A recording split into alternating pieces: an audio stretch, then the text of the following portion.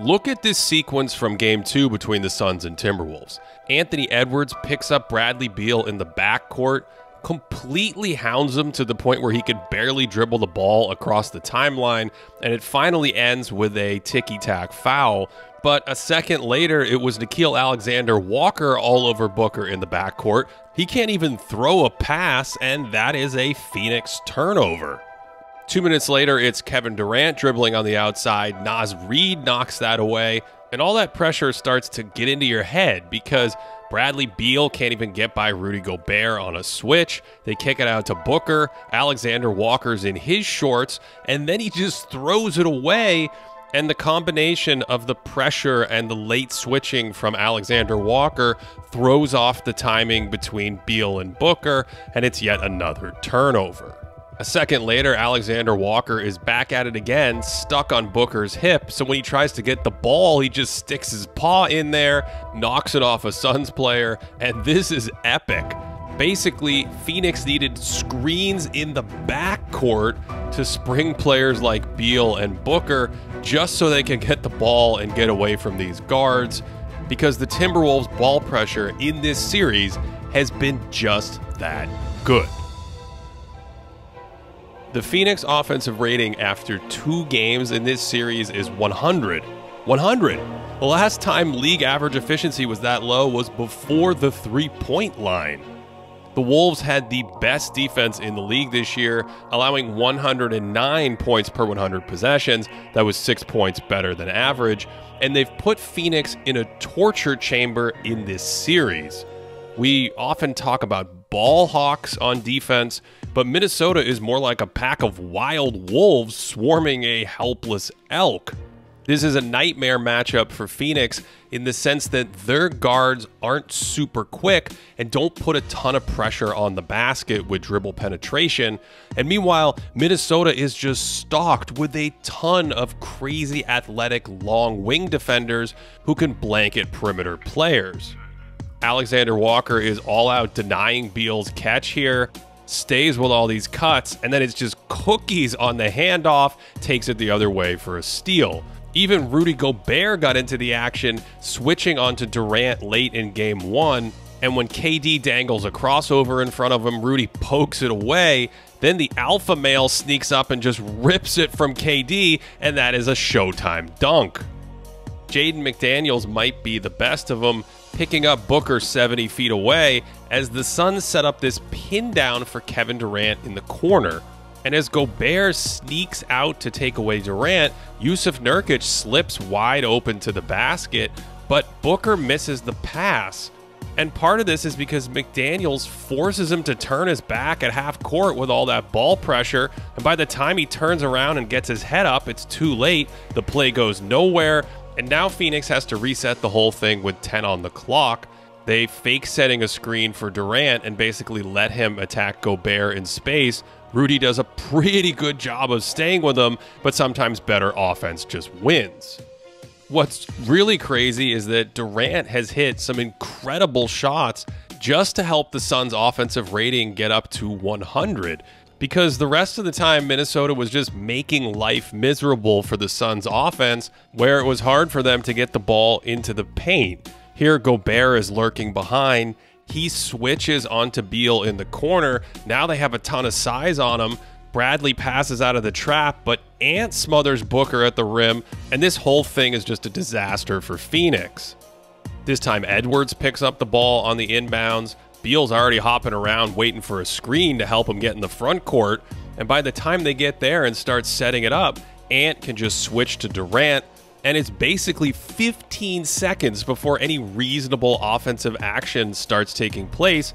But look at Jaden McDaniels stay connected to Beal on that cut, take away the pass, and Royce O'Neal is the last person you want dribbling here. He picks it up, and now there's 5 seconds to go, and the ball has not gone inside the three-point line. Naz Reid taps it to Beal, and just for good measure, Ant erases him at the basket. Man. I really love this one from Game 1, where Phoenix comes up with a steal, and then all of a sudden in transition, 4 Timberwolves are surrounding Devin Booker in the paint. And it's rare to see 1-on-4s after a turnover like this, but watch them get back on the pass. McDaniels and Alexander-Walker are deep in the corners. They take off like it's the 100-meter finals. Naz Reid stays in front of Durant, but then hustles back into the paint, and so Booker is totally swarmed. Then they turn and recover on all these passes, so there's never an advantage created, and there's no cross-match to attack, because Alexander-Walker is fighting to deny Durant with all this space in the paint, and they can't even throw an entry pass to him. So all this pressure leads to a ton of turnovers in different ways. J-Mac just refuses to be screened here, and then when they reset, they're left with Grayson Allen trying to get into the paint. He can't really crack the seal, and it's an offensive foul into Mike Conley. Another thing you'll see is moving screens, so McDaniels picks up the ball in the backcourt. They go to set that pick to free Booker, but he has to lean into it because J-Mac is so good getting around picks, and it's an offensive foul. We talked about McDaniels' impressive versatility earlier in the season, and it's been on display in this series. He can guard wings in isolation out in space like this, staying on Booker's Euro step here and completely smothering him at the rim. And yet he's big enough to switch onto Durant and play him in his sweet spots and not give up anything and contest really well. We've seen how good he is getting around screens. Here, the wide Jusuf Nurkic moves a little at the end to pick him off, but then Jaden recovers back into the play, bothers Booker from behind, and just ends up stamping it on the glass. And this was a spectacular recovery because Phoenix has been trying to send the screener down into the lane to seal off Gobert with a Gortat screen, so Gobert can't get to Booker's right hand, but McDaniels is so good he comes over the top and catches him. He's one of these players with subtle length that adds up. Phoenix actually gets the Wolves defense in rotation here. Alexander-Walker's scrambling to the perimeter, and McDaniels is over in the corner, glued to Devin Booker because of his shooting, and then at the last second comes off to rotate to Beal, and this looks wide open, but McDaniels nearly blocks it and hits Beal's fingers as he's releasing the ball, and that's certainly enough to alter the shot. And then, of course, he just has that traditional presence at the basket. Karl Anthony Towns has to pick up Beal in transition. Bradley can actually get by him, but McDaniels is there with the vertical defense.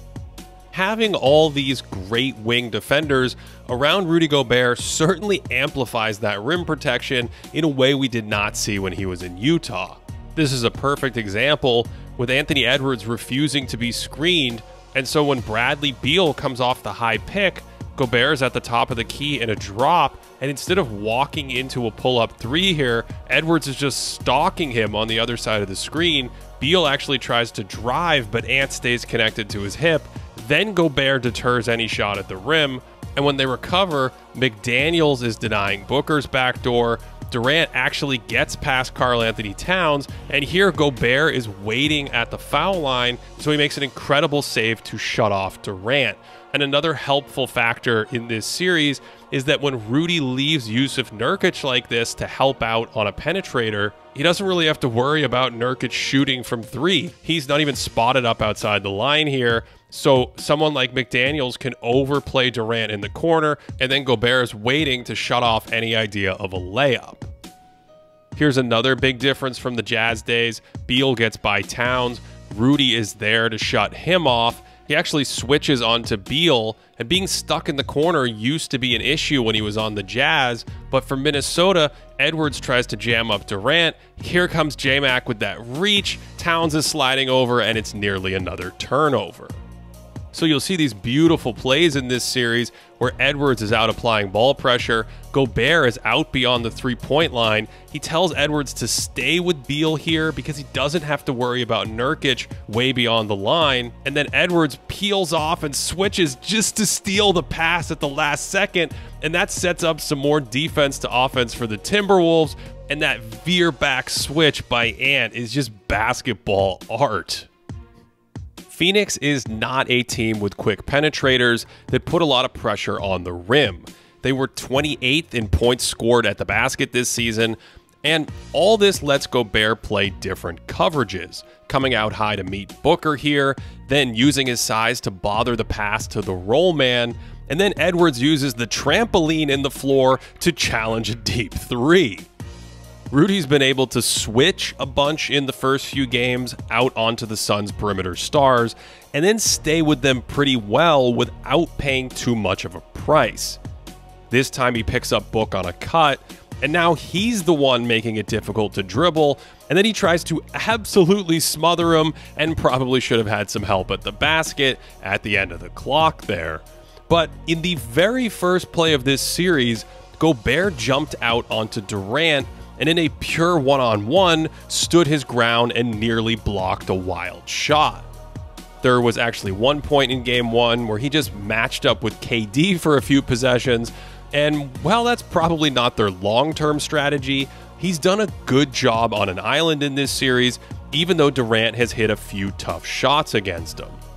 Overall, Phoenix is shooting just 53% at the rim in the playoffs, in large part due to Gobert's towering presence. And we've even seen total psych-outs, where someone on the Suns catches it right near the cup and then completely panics when they hear Rudy's big footsteps. The Suns are averaging 17 turnovers a game in this series. Beal and Booker combined for 10 in Game 2 after Durant had 5 in Game 1, and that's led to easy offense in the Timberwolves' wins. But yeah, the most startling thing is just how hard it is for the Suns to safely move around and dribble near this swarming pack of wolves. And Chris Finch's top-ranked defense looks like it's going to be even harder to score on in the playoffs than it was in the regular season.